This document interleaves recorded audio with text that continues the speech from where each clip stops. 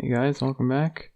We are here in Act 5, Harrogath, however you want to pronounce it.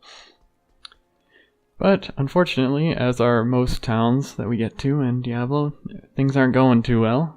This town is considered to be under siege, so until we actually resolve that issue, a lot of the vendor prices are really expensive. I think they're double in price or something. So because of that, I have not tried to shop anywhere. We're just going to immediately go out the gates here and get to business. So the first quest here, the Siege of Harrogath, again. It's about going through these first few areas where there will be a few friendly NPCs here. You can see the barbs. And we need to break the siege by getting up to Shank the Overseer. Now, he is a pretty straightforward fight himself. He's not that difficult. He kind of acts like a fallen shaman or like a blood raven kind of deal. He has mobs that he summons to fight with. Besides that, he's pretty straightforward. So we're just gonna start working our way up. Try and help out these barbs, although a lot are gonna die, and helping them out doesn't really assist us that much because they don't really follow you up the mountainside too efficiently. So it's more just for our well-being than anything else. But we probably want to be killing these guys anyways, so it's not a huge sacrifice here. So up we keep going. We are currently level 25, going on 26. The only real main goal is to be 30 before we get to Baal, or I guess 29 because of the Ancient's quest. But I don't think that's too difficult to accomplish, just because this is the last zone in the game, so if anywhere is going to give us XP, it'll probably be here. Like I said, the Ancient's quest guarantees to give you 1 level, so we only need to get to 29. Why we want to be there is pretty self-explanatory. We want to be that level so that we can get all of our level 30 skills. Fanaticism is at the forefront there, but also maybe redemption and maybe salvation. Of course, if push comes to shove, we're going to focus on getting fanaticism above all the others. This guy's cold enchanted, he's going to explode. She did. Got a unique full helm, which is always interesting. We got a heraldic shield as well. Although we have a very full inventory right now.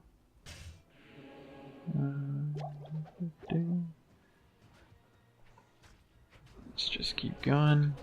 Cleanse off this poison.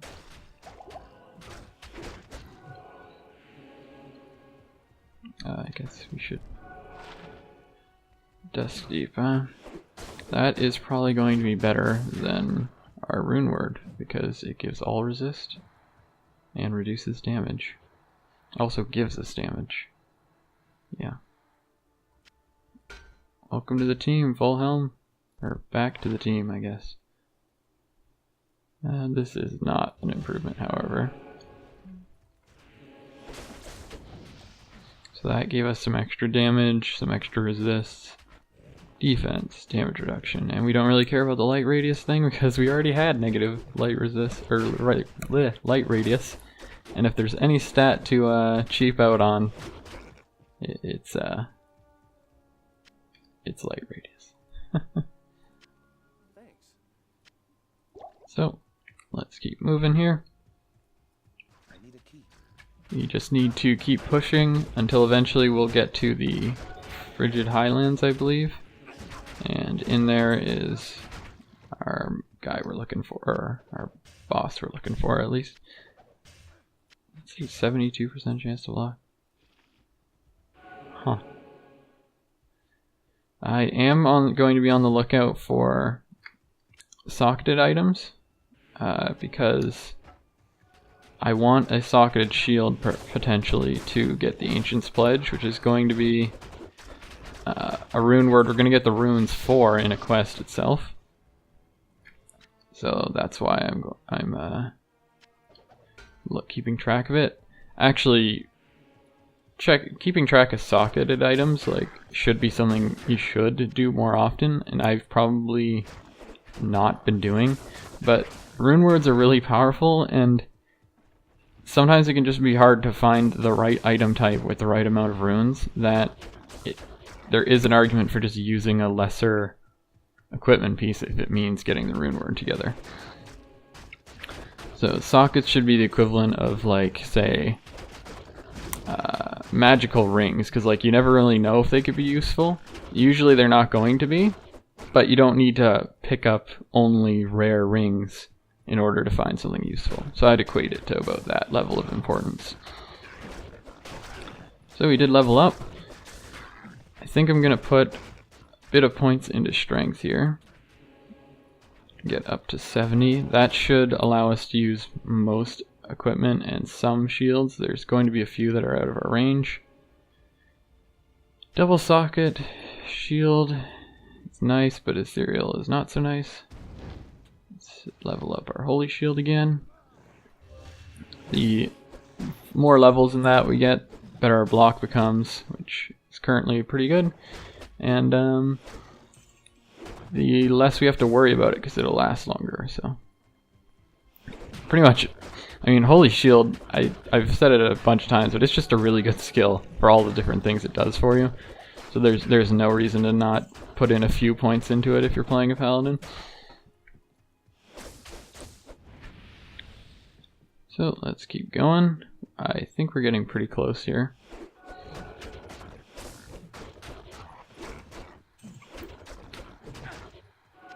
Field plate. One socket, no. I am looking out for socketed, pretty much anything that's not a unique right now is free to be improved upon. Pretty much my shield and my chest could get improvements, as well as my weapon. So those are the main things I'm looking out for. I'm pretty satisfied with my boots and my belt right now.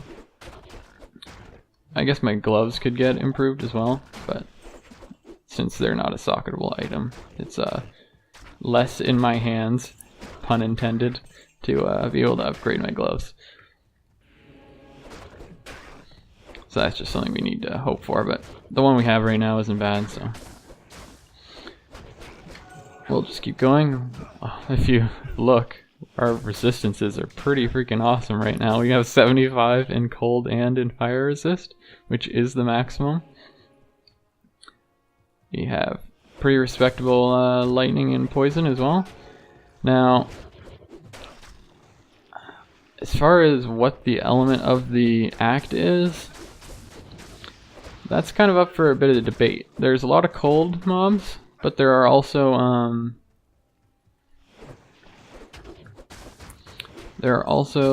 fire on certain mobs. There's the dreaded flamethrower mobs again. We need to be careful here because Shank makes some of these guys turn into exploding dudes. I don't think any of them will do enough to kill us, but just something to be aware of. If we stay topped off here, I'm not actually that worried.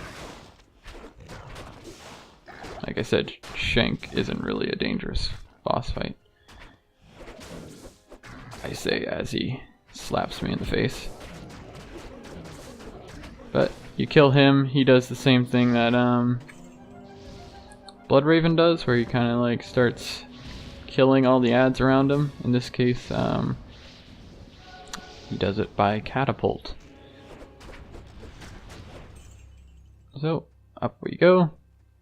Harrogath is free of your kind, demon. This is actually a pretty important quest in the grand scheme of things. We're gonna head over. You're an even greater warrior than I expected. Arzik apologizes.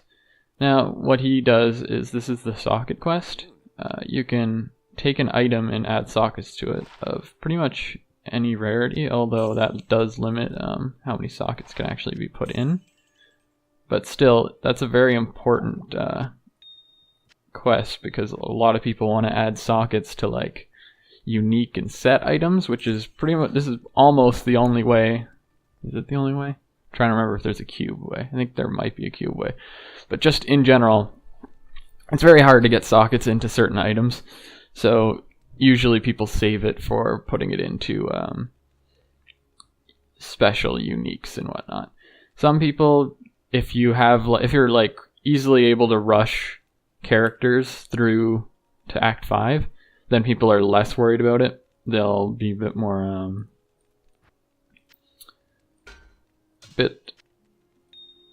liberal in their use of the socket quests, so they'll maybe try to add sockets to a white item kind of thing in order to just try and get something for a rune word. But I'm going to hold on to it just like I've been holding on to Tools of the Trade here. I usually like to hold on to it until I get a item from the next difficulty, so like a exceptional item, I think it's called, and then imbue it.